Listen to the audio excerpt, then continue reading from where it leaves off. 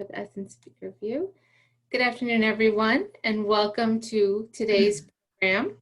Before we get started, I'm going to do a few Zoom housekeeping items. This program will be best viewed in speaker mode.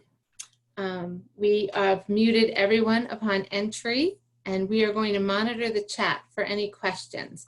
So if you have any questions, please feel free to put them in the chat, and our speaker has allowed time at the end for us to answer them.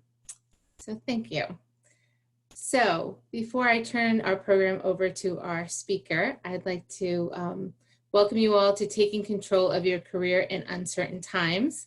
This was an exciting week for us at Albany Law School. Yesterday, we launched the Women's Leadership Initiative with Kimberly Petillo-Descoussard. And it was a great program. And for anyone who didn't get a chance to join us yesterday, I strongly encourage you to watch the recording. As our speaker just mentioned, it was very inspirational. And today, we launch our first program underneath that umbrella. And today, we welcome Elizabeth Hofmeister to join us. Elizabeth, who is the founder of B-Side Coaching and Consulting, is a career coach who has spent over 25 years in law firms. Upon graduating from Albany Law School in 1990, Elizabeth practiced at Dewey Ballantine in New York City before moving to McDermott, Will & Emery's Boston office. After 5 years as a transactional lawyer, Elizabeth uncovered her passion helping lawyers to navigate their careers. She made her own transition at that time, becoming a law firm administrator and spending much of her last 25 years working in firms in the areas of recruiting, training, professional development, and talent management. Most recently, Elizabeth was Chief Talent Officer at Harder, Sechrest & Emery in Rochester, New York, before starting her own coaching business in 2018. Please join me in welcoming Elizabeth Hofmeister. Thank you, Joanne. I'm really pleased and excited to be here today. I have looked forward to this since Joanne and I spoke a few weeks ago. My goal in offering to present this program was to really give back to Albany Law School because the school has been so good to me over the years. And I thought, what better way than to share my passion for helping people to kind of think of their career in a way that's going to allow them to really manage their career over, a very long career cycle. So today's topic, as Joanne said, is taking control of your career in uncertain times, but that might be a bit of a misnomer because we should actually be controlling our career at all times. Too often people let their career control them, and instead of taking an active role in managing what's best for them. So to effectively manage your career, it's key that you do some introspection from time to time to identify what's going to provide you with professional fulfillment, whether in the next step of your career or over the course of your entire career. For those of you who have found yourself searching for employment during this time, I can tell you that I feel for you. It's a very, very challenging time to be looking for work. But what better time to do the important work of self-reflection and introspection, because it's during these uncertain times that we need to become more grounded, build up our confidence, and to create, a sense of control that may have eluded us. So Joanne gave a little bit of background about me, and before we get into the slides, Joanne, I wanted to just elaborate a little bit on kind of my bio. As Joanne said, I started in New York and then I moved to Boston. And after 5 years as a transactional lawyer, I found myself increasingly disillusioned with my career. And frankly, I couldn't figure out why, because I love law school. I love the intellectual challenge that came with law school. I loved the firms where I worked, where I started out. I worked with great people. And I just, I felt as though I went into the practice of the law to help others, and that it was a noble career, and that it was going to afford me the opportunity to make a good living. And I just couldn't figure it out. And I struggled. And so at one point when I was living in Boston, I went to see a career coach who I had previously been introduced to, and she was fantastic. And I asked her to help me. And she put me through a battery of assessments and all these tests and career assessments. And at the conclusion of all of this work that we did, she looked at me and she said, "No wonder you're miserable in your career." And I was shocked, right? Because I had no idea that, it would have come out the way that it did, or I would have presented the way that I did. And she said 5% of lawyers who have your profile are practicing. And she said, in other words, 95% of lawyers who are built like you, who have your profile, come out, or 95% of lawyers in general have a completely different profile than you. And she said, your values, your strengths, your wants, and your needs are completely different from the typical lawyer. So, okay, so my initial reaction was, oh my gosh, I spent all this time, going to law school and practicing and not knowing this. And I said, well, where do I go next? I mean, I did well in law school. My career was successful at that point, and I thought, how do I pivot? What do I do? And so she helped me to build a vision for what my career might look like. And we incorporated all those things, my values, my strengths, my wants, and my needs, and took an inventory of all the things that I had done over the course of my career. And I started to explore the world of options. And at that point, what I realized was that what made me unique was that I loved the law, but what I loved more than even the law was helping people, one-on-one, helping people.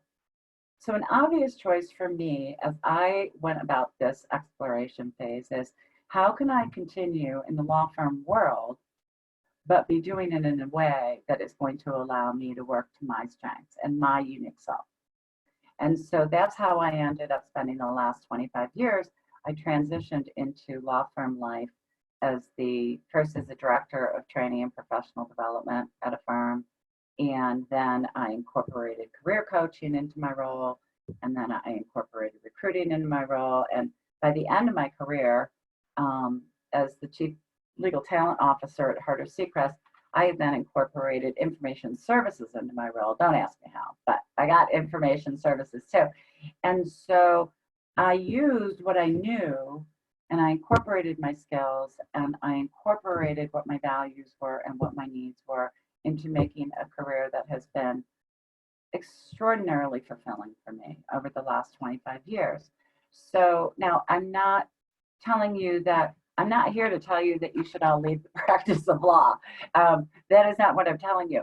But, each of these moves that I've made have been very deliberate. And each move that I've made along the way in my own career have taken each pivot has gotten me closer and closer to where I am today. And I think that too many people graduate from college or graduate from law school or graduate from business school or whatever, and they don't take the time to consider, in the case of a lawyer, what practice area is going to be most fulfilling to me, right? Or, should I be considering public interest or public service law instead of going into, private practice? Or in the case of somebody like me, should I think about putting my law degree to work for me in a way that is untraditional or non-traditional? So here's the thing. Had I never explored, why I wasn't feeling professionally fulfilled, I never would have had the confidence to make each move that I did along the way. And I probably would have continued doing what I had been doing, which would not have been, which would have not led necessarily to a long, happy, fulfilled, and successful career. So, enough about me. Just wanted to give a little bit more flavor of where I'm coming from, because there are some of you out there who may have thought over the course of time, what am I intended to be doing? It's a journey, okay? All right, Joanne, should we get started? We shall, and let's hope my technical ability is with us today. Okay.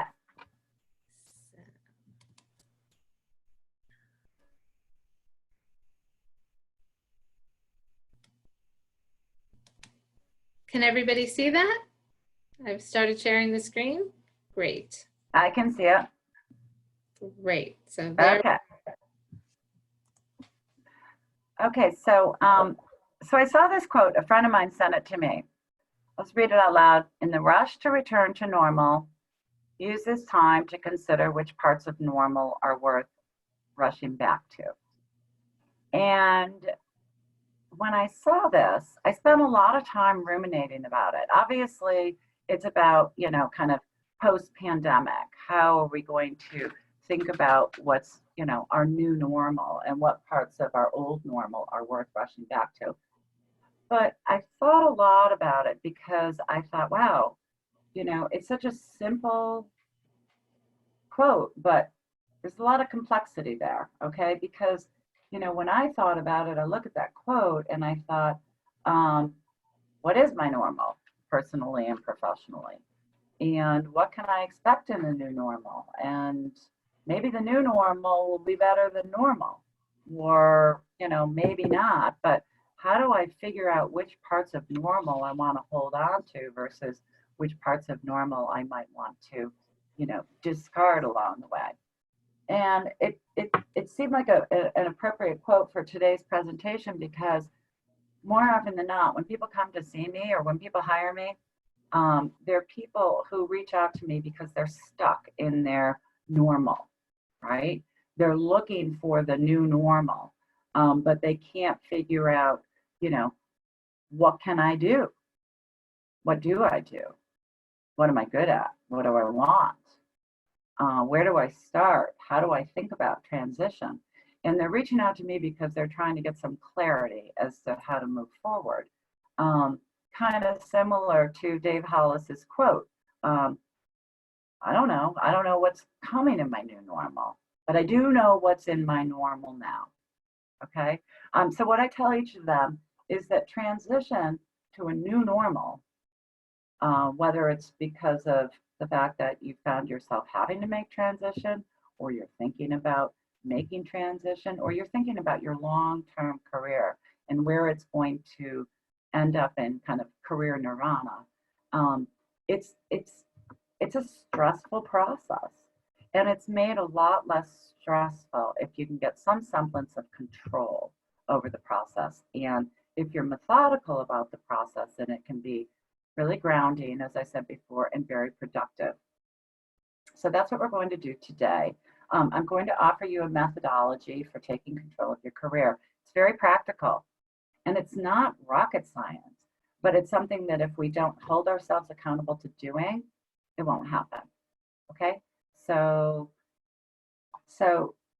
today's message: there's no better time to position yourself for long-term growth and success and then now. I sure wish I had done it earlier in my career. I'm glad I did it as early as I did, but it's never too late. And the trick is to uncover and capitalize on what makes you unique. Okay, by uncovering what makes you unique, the following three things will occur. One is it will help to define what will lead to your professional fulfillment. The second thing, by uncovering what's unique about you, is that it will help you to identify opportunities that align with what's important to you and where you can add value. And the third reason why it will benefit you is because it really helps you to communicate what is unique about you. And it will help you to point out and highlight those attributes that set you apart, that will benefit others, that will benefit employers. Okay, so what's the secret sauce? This is kind of the agenda for today. The secret sauce is, first step in the methodology is to know yourself. The second step is to inventory your skills and experiences. And the third is to create a vision. And while that seems quite simple, as I say, most people get really jumbled when they're trying to figure out their career and manage their career. They go to those questions that cause them consternation. What can I do? What am I good at? Those types of questions. And but today we're going to go through each of these 3 steps and put in place a checklist for navigating your career. Okay, what leads to professional fulfillment? It starts with knowing yourself. Okay, so while we think we know ourselves, the exercise of exploring what makes us tick is extraordinarily powerful. Oftentimes we find out things about ourselves that we didn't even realize were, deep down inside. Okay, take me for example, now that you know my story. One of the values most important to me is helping people. And one would think that choosing to be a lawyer would have been well aligned with my value system, okay? Because lawyers help people.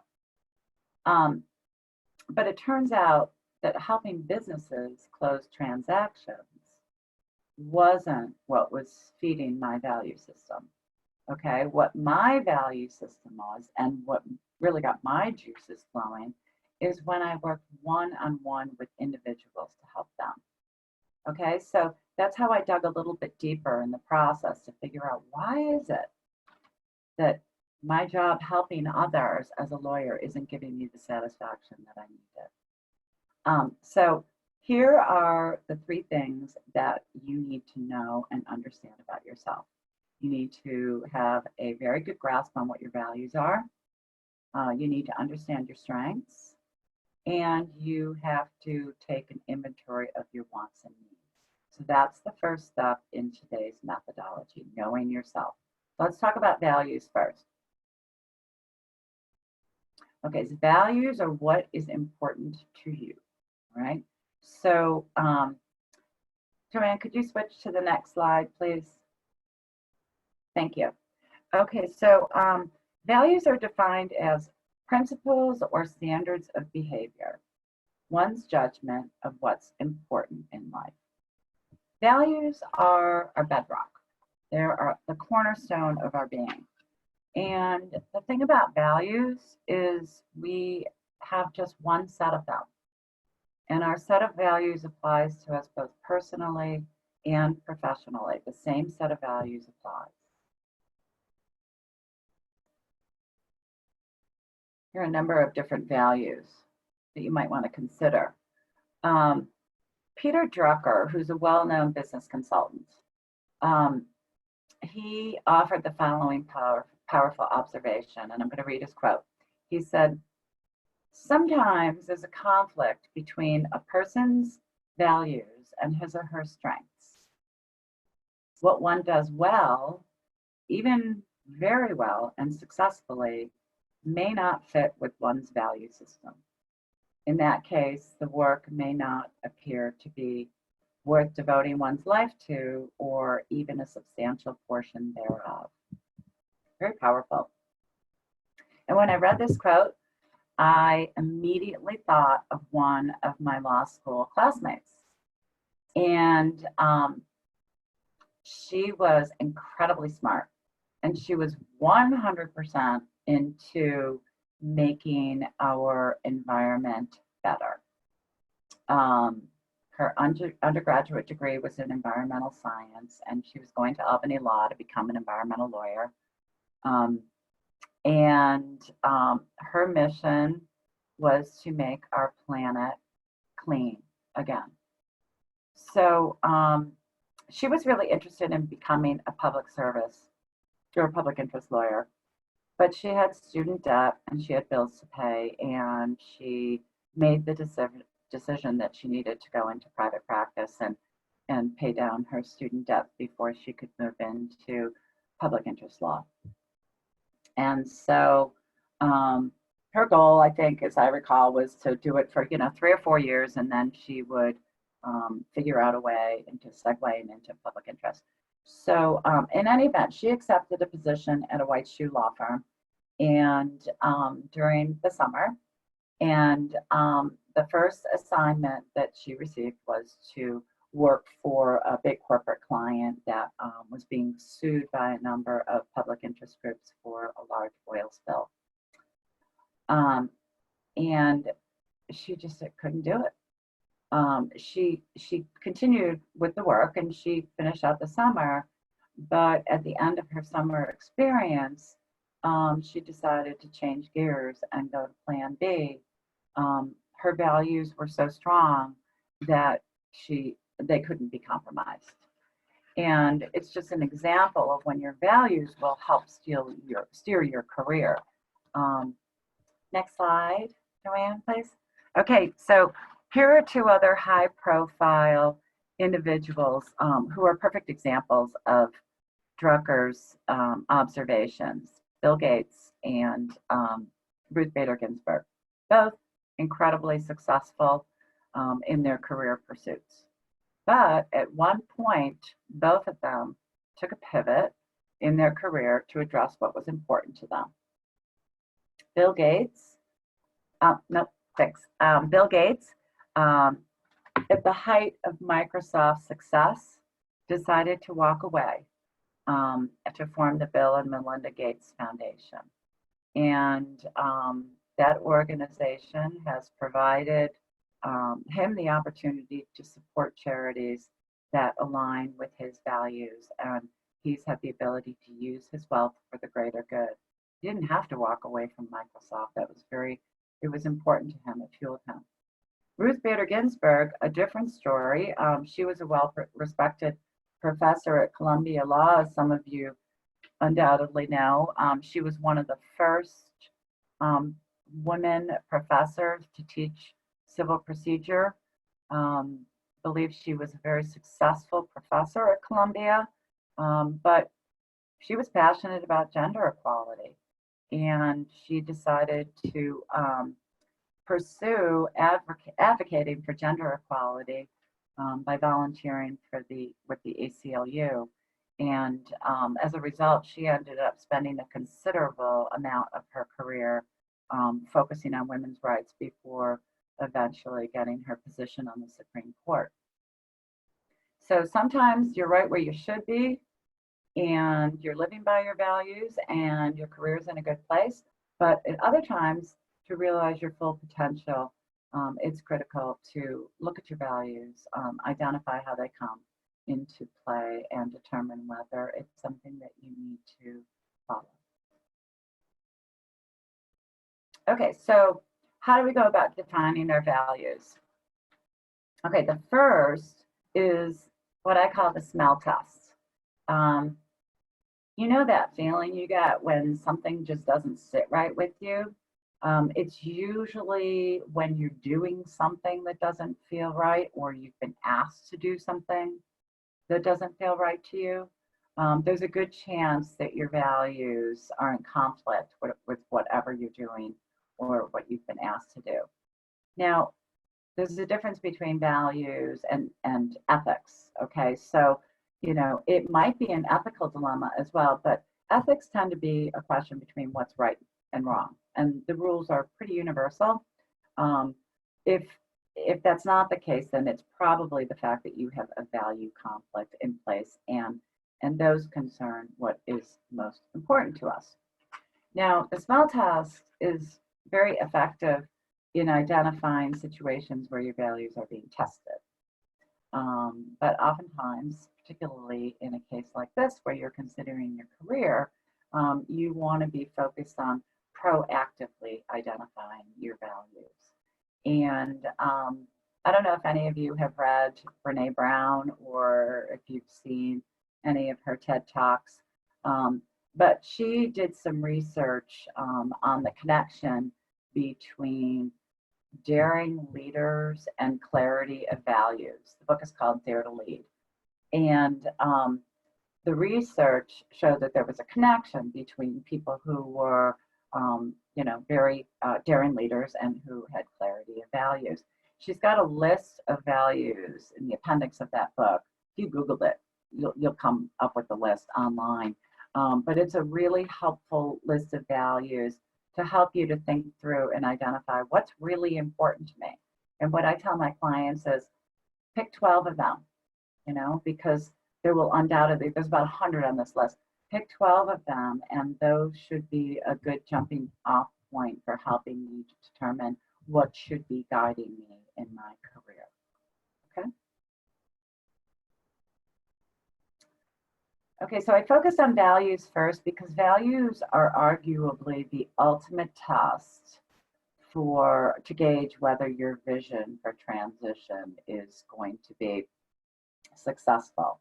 Because if we choose to move forward in a way that's not aligned with our values, we may ultimately very much chip away at the core of who we are and what's important to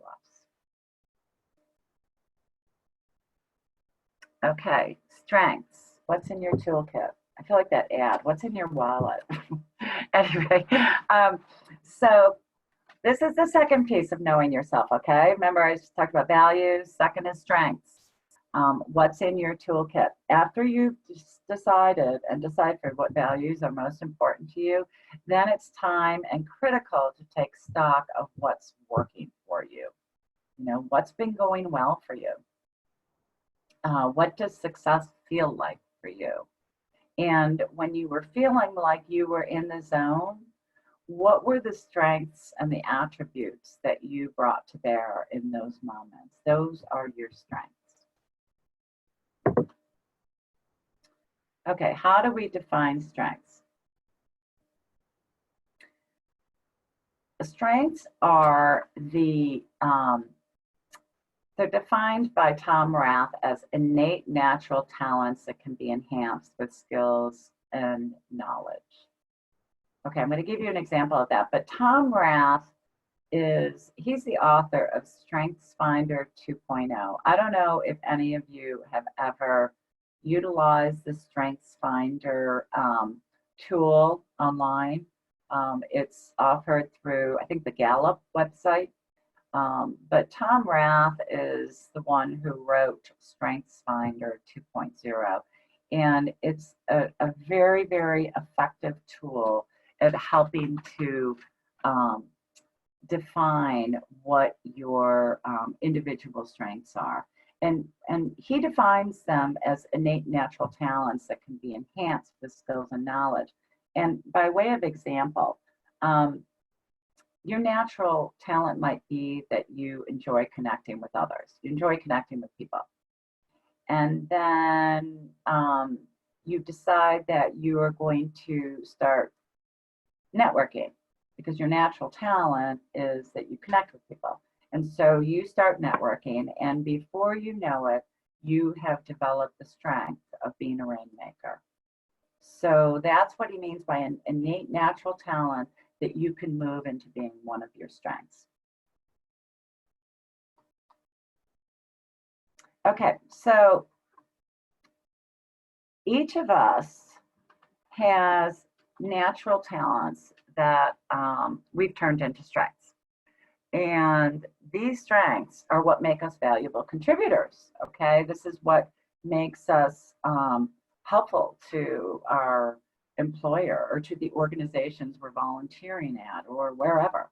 But using our strengths has a direct impact on our happiness as well. The VIA Institute is an organization that their mission is to help people to change their lives by tapping into the power of their strengths. And not long ago, the VIA Institute did some research to determine how using one's strengths could impact their happiness and well-being. And the research revealed that people who use their strengths every day are 3 times more likely to report an excellent quality of life and 6 times more likely to be engaged at work. So if you're using your strengths at work, that's obviously a very good thing. But if you're not, you might want to consider this research and these research results to consider how you might better utilize your strengths at work.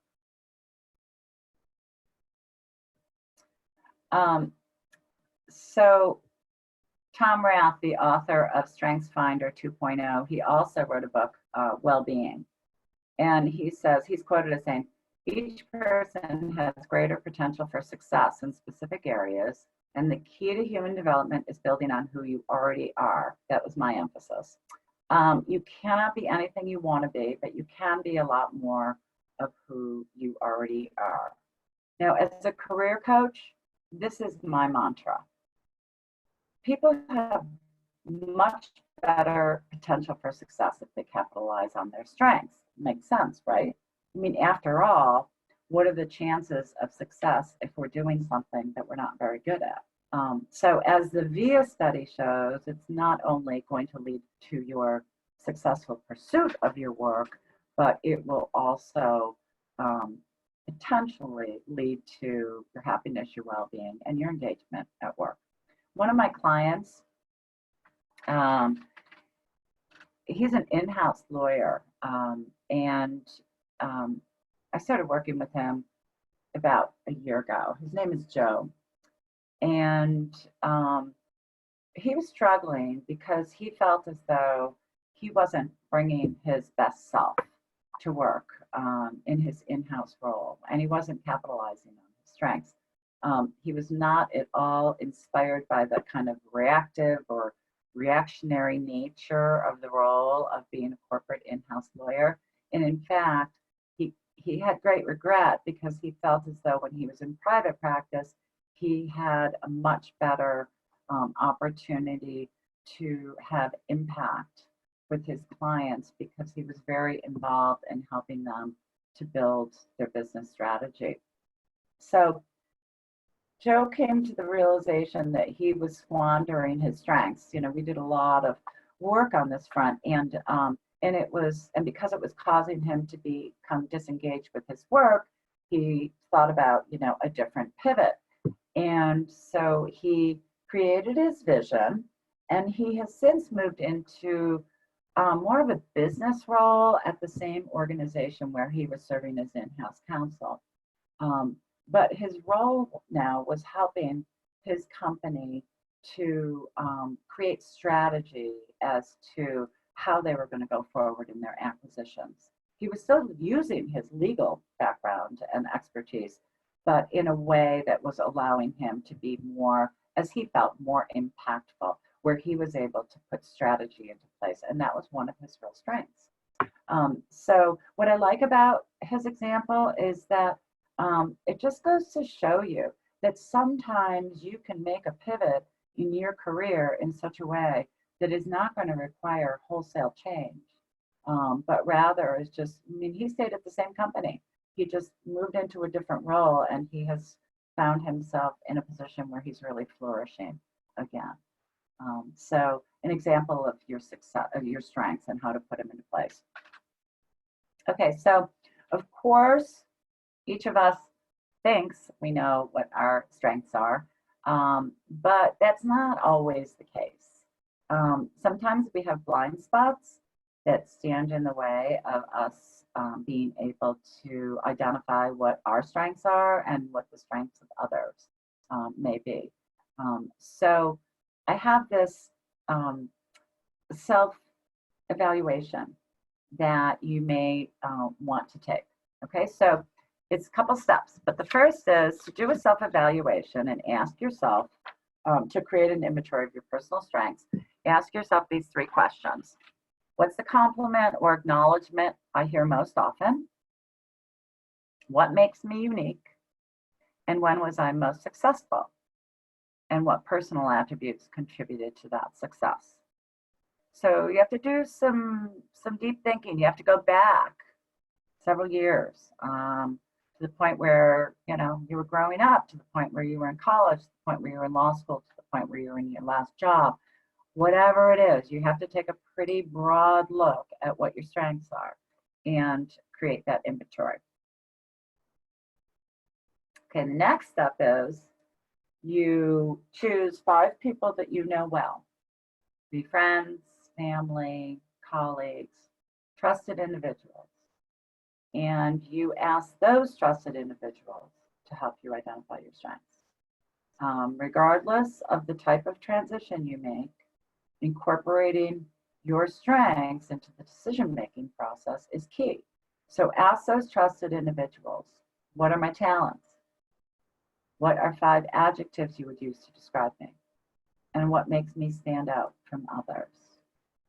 Now, once you take your own personal inventory and then you compare that inventory to the feedback that you receive from others, you compare the 2 lists and you will undoubtedly come up with some similar attributes, characteristics, and strengths that will undoubtedly serve to be kind of your core strengths. And by identifying those, you will be able to move forward in such a way that, as I say, is bringing your best self forward. Okay, so the third part of knowing yourself is to knowing what your needs and wants are. And go back 1 second, Joanne. Sorry, I took too long a pause. Personal story, when my son was entering middle school, he told me, or he announced that he needed a cell phone. And he declared that he needed a cell phone. And I suggested to him that he didn't need a cell phone, that he wanted a cell phone. And as you might imagine, there was a lot of disagreement on that topic, but in the end, I clarified to him that needs are necessary for survival. Okay, next slide, Joanne. Thanks. And wants are what might make life more enjoyable. Now, clearly, both are required for happiness. And I told him this, I told my son this, but prioritization and trade-offs between the 2 are part of the deal. Now, the distinction between the 2 becomes blurrier as we get mature, however, because, what was once a want can become a need, or vice versa. I mean, consider the employee who needs to care for an aging parent. Is having a part-time schedule a want or a need? Or consider a newly married couple who find themselves working in different cities because one can't find a job in the other one's city. Is geography a want or a need? I don't know. I mean, it becomes much blurrier as time goes on. But regardless of whether it's a want or a need, there are certain things that are certain non-negotiable items that are necessary for each of us to thrive. What are those for you? What's critical for you? More travel, volunteer work, going back to school, spending time with your significant other. The list can go on and on, but the important question is, what are your wants and needs? Not other people's. What are your wants and needs? Nothing is out of the question in this front. One of my very first clients when I started my business was a former colleague of mine, a lawyer.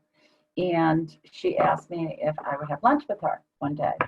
And I was happy to. I asked her how I could help her. And her response was, if I have to do this work for the rest of my life, I think her expression was, I'm going to light my hair on fire. And I said, oh no, don't do that. She was really, really frustrated. She was in a regulatory practice area, and she spent her focus most days working on compliance issues. But what she wanted, where wants come in, what she wanted was to feed her entrepreneurial spirit. She was a builder, and a builder in a compliance role is not a very good fit. So she started to build her vision, and her vision, as it turned out, after we worked together for a long time, her vision was to create a new practice group where she wouldn't have to do compliance every day. And so she did it. She developed a business plan. She presented it to the management committee. She received approval from the management committee to start a practice group. And she's now head of the practice group. Practice group is thriving. She's not doing compliance work anymore. And it all happened for her because she followed her gut. She followed what her want was and what her need was. And that was to fill her entrepreneurial spirit. And again, I think that is another example of, it doesn't mean you have to throw away your career or you have to move out of state or you have to do something different. It's being very creative and thoughtful about how you might be able to get what you want at your current employer. And it worked for her. Okay, next slide. Thanks, Joanne. Okay, two more questions that come with the needs and the wants. After you've determined what your needs and wants are, then there are two things that I really strongly suggest that you think carefully about. The first is, what would I leave behind? Okay, so if you're thinking about moving from your quote unquote normal to your new normal, think about what in your normal was dragging you down. For instance, it could be, it could have been some of the responsibilities that you had in your job that you think, ugh, I can't possibly do that another day. Or it could have been personal commitments that you made, maybe too many of them. Maybe you were involved in too many outside organizations and boards and volunteer opportunities that were really causing you burnout. Or, who knows, maybe it's choices that you've made along the way that you want to rethink because they're leaving you wondering, is there more to my career? Whatever it is, you want to take stock of what those things are that you would leave behind. And the second reason why or the first primary reason why that's important is, if you get to the point where you start looking for new opportunities, what a tragedy it would be if you went into the same type of role where the role was bringing you down in your normal. You want your new normal to be something where you can avoid the things that are dragging you down. So take stock of them as far as what you would want to leave behind and what's causing you angst. And the second question is, what can I do without? And that requires you to make some pretty honest observation regarding what is most critical for you in your new normal as you think about your career and the next step or the ultimate step. What is going to be feeding your happiness and well-being? And by pondering this question, you may come to the realization that you really don't need all that you have.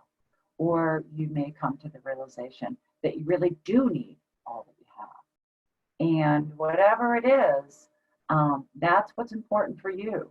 And, I've known many lawyers who have made a practice change over the course of my 25 years in law firms, or now almost 30 years. Oh my God. Anyway, I've known a lot of lawyers who have changed practice areas. And when there's a decision to change practice areas into your career, there are trade-offs. There are things that you need to give up.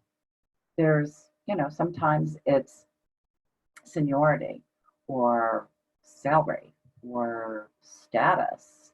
Sometimes you're giving up equity because you're totally making a wholesale change in your area of practice. But there are trade-offs to every decision that you make. And but as long as you're methodical about it and you carefully consider it, it may be worth the trade-off. You know, back to me, when I gave up the practice of law, I took a big pay cut. And it was a tough pill to swallow at the time.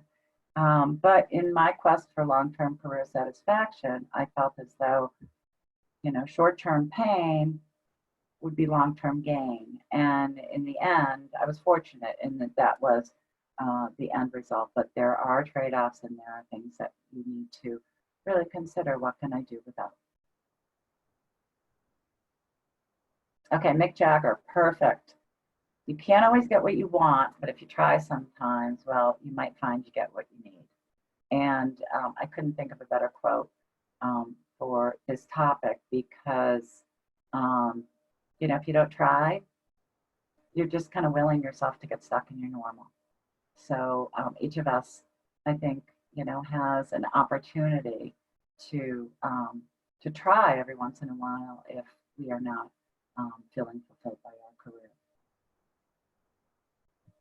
Okay, so we've talked about knowing ourselves, our values, our strengths, and our needs and our wants.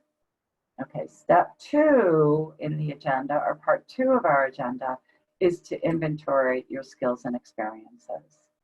And this process of inventorying your skills and experiences is helpful in so many ways.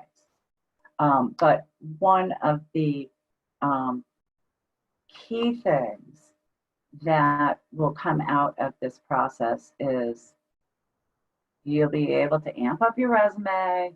You'll be able to quickly communicate what it is that gives you the skills and experiences that are going to contribute to an organization or to a firm or to a board or whatever. But this is really practical stuff. You should be doing this and you should be keeping this inventory on hands at all times. Okay, so what's the difference? Skills are the ability to do something well, and experiences are a particular instance of personally encountering or undergoing something. So examples of skills might be, you know, I'm skilled at advocacy, I'm skilled at writing, I'm skilled at research, I'm skilled at client service, I'm skilled at strategic thinking, I'm skilled at training others, I'm skilled at business development. Those are your skills, okay? Your experiences are things that are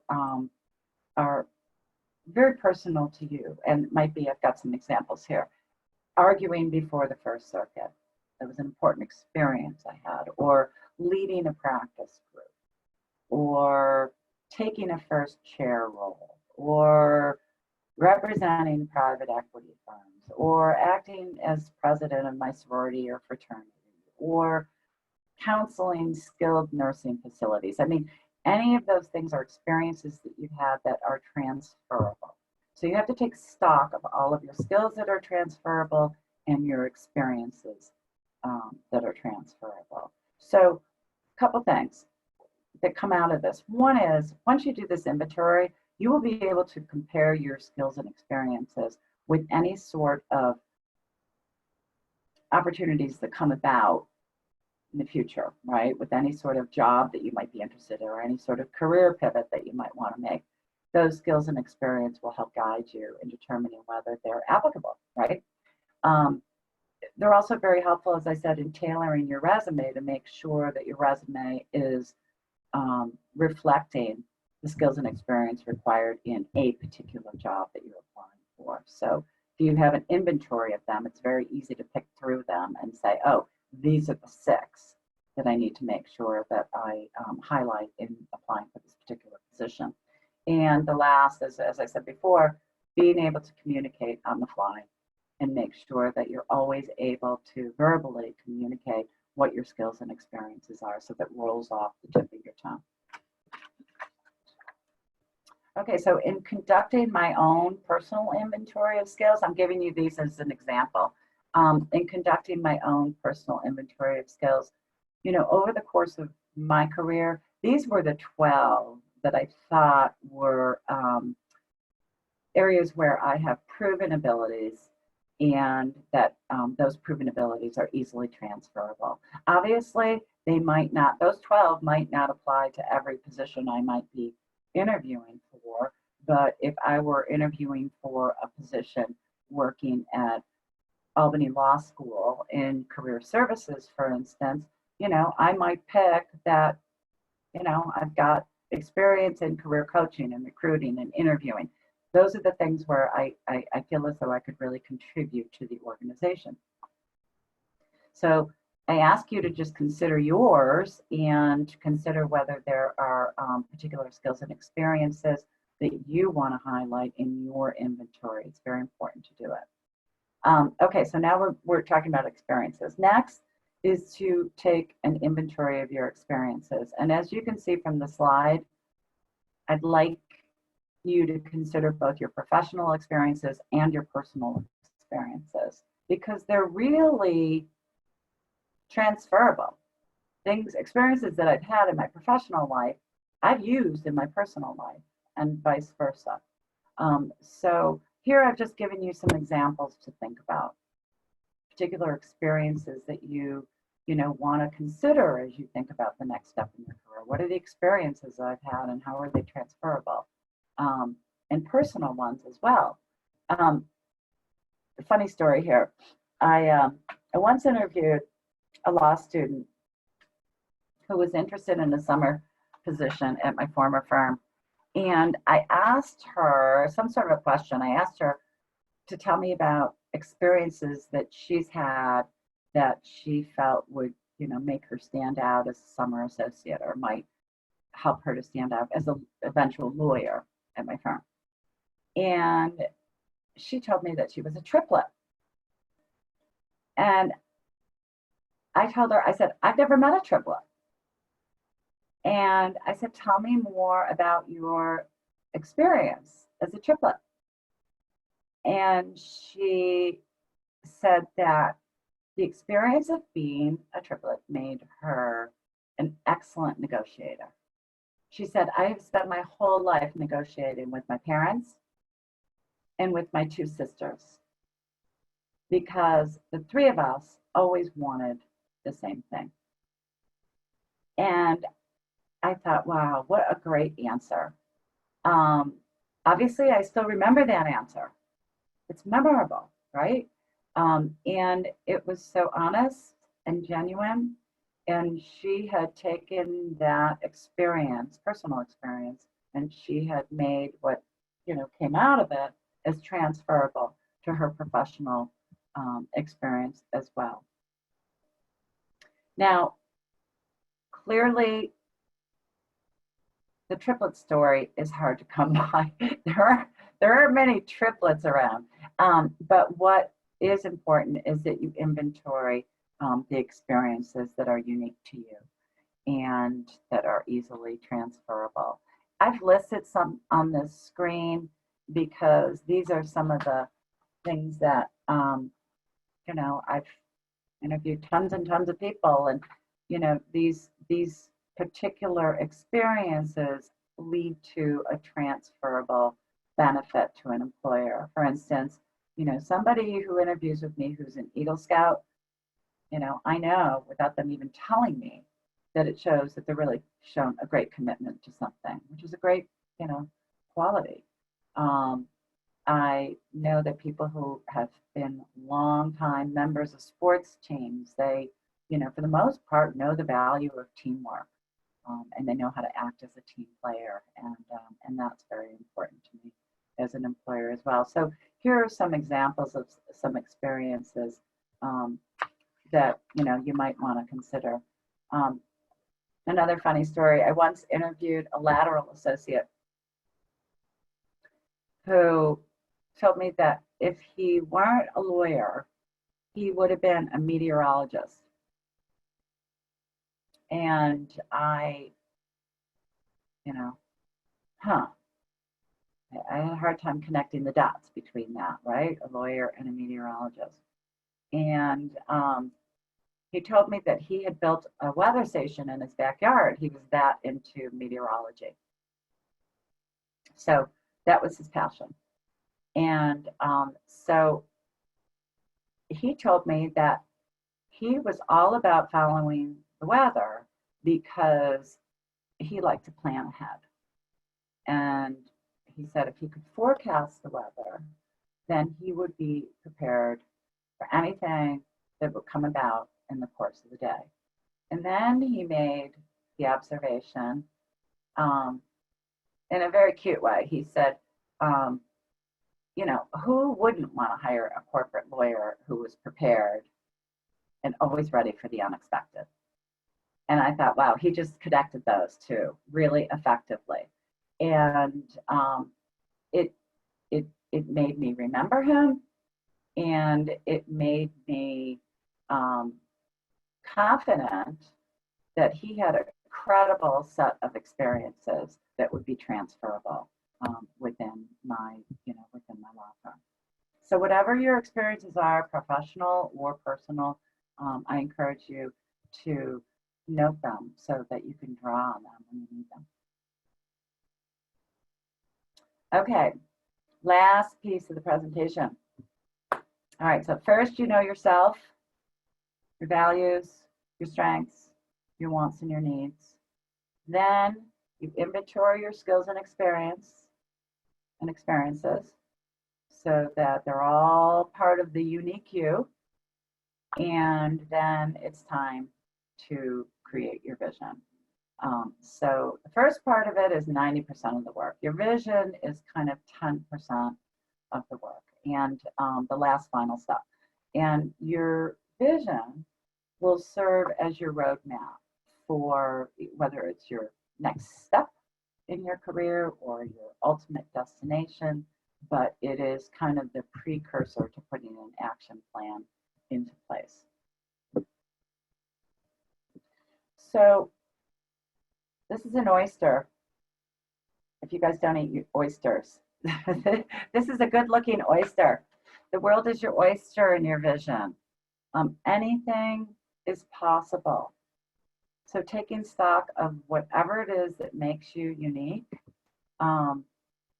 What if your new normal turned out just as you wanted it to?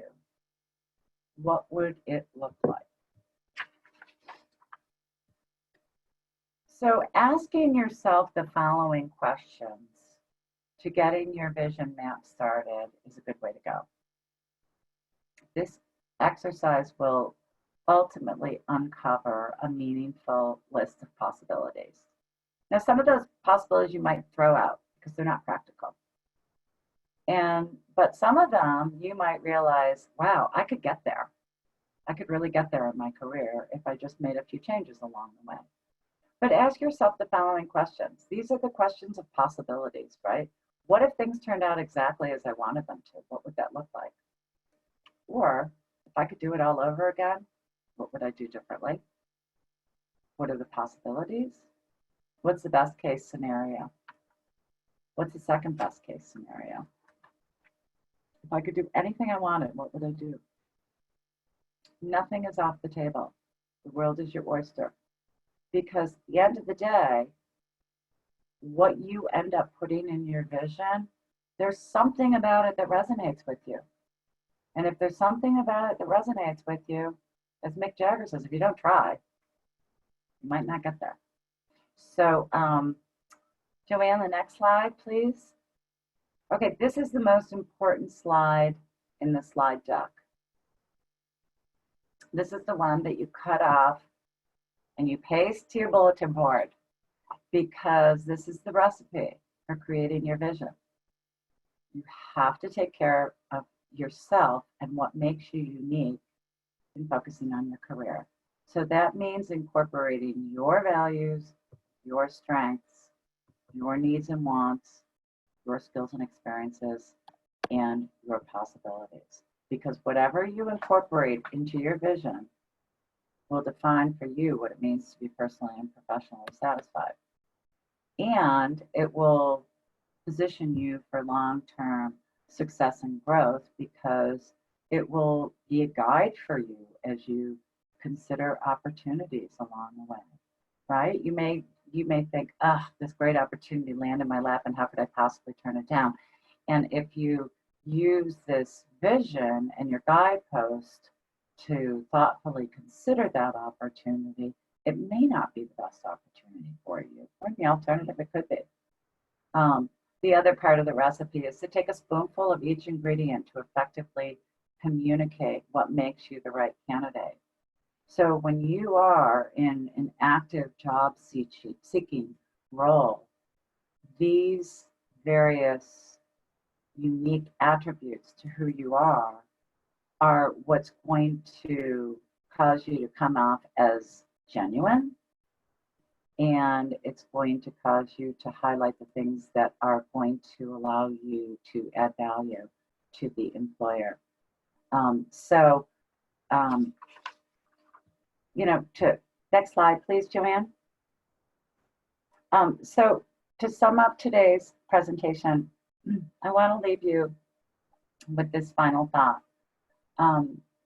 If you get out in front of managing your career, no matter what the climate or the conditions, regardless if you're, in the face of the pandemic, or you're just in a position where you're thinking, I need a change. You'll always be prepared to seize opportunities that come about when you least expect them. And I think that that's kind of how the world works, right? A lot of opportunities that come our way are when we least expect them. And if you've done this work, you're prepared, and you're in a position where you're managing your control, or managing your career, and instead of letting it take control of you. So that's it. I wanted to just say, before I take any questions that might arise, I just wanted to say, I hope this has been helpful in helping you all to just kind of ponder and think about some things that are important to help you to stay true to who you are in your career. And I hope I've given you some things to think about. And the second thing that I wanted to mention is that I mentioned to Joanne before doing this presentation that, I'd like to continue to stay involved in the Albany community, and I'd like to help in the best way that I can. And so I suggested to Joanne that after this presentation, if there's anybody on this call or who participated in the presentation who wants to follow up with me, I'd be happy to schedule a half hour with you. And, regardless of what your goal is, if you just need a sounding board to throw some ideas to somebody who's kind of objective, or if you're maybe struggling with something along the way and you wanted some, insights on it, happy to schedule time with you. My contact information is on the last page of the slide deck, and I know that Joanne is going to be sending the slides to everybody.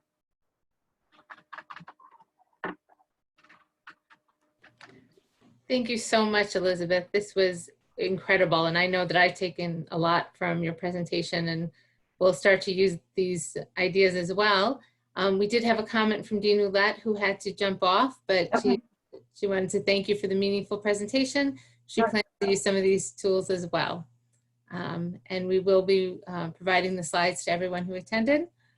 Excellent. Does anyone have any questions? I don't see anything else in the chat. Well, good, because I went a couple minutes over.